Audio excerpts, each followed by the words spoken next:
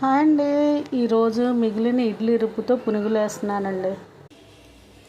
సన్నగా తొరిగిన పచ్చిమిరపకాయ, తొరిగిన ఉల్లిపాయ, జీలకర్ర, కొత్తిమీర, కరివేపాకు శుభ్రంగా కలిపేసుకుందాం. అలాగా నా బ్రేక్ఫాస్ట్ పునుగులు వేసేసుకుంటున్నానండి. ఈరోజు నేను ఏదైనా సరే ఇంట్లో చేసుకుంటే ఆ కమ్మదనమే వేరండి. చాకరీ అనుకున్నాం అనుకో ఏమీ చేయలేండి.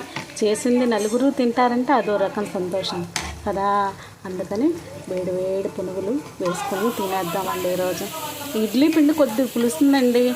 అవైతే ఇడ్లీకి సరిపోయేలా లేదు. అందుకని ఇట్లా కొద్దిగా బియ్య పిండి, మైదా పిండి, ఉల్లిపాయ, పచ్చిమిరపకాయ అన్నీ దట్టించాను కదా.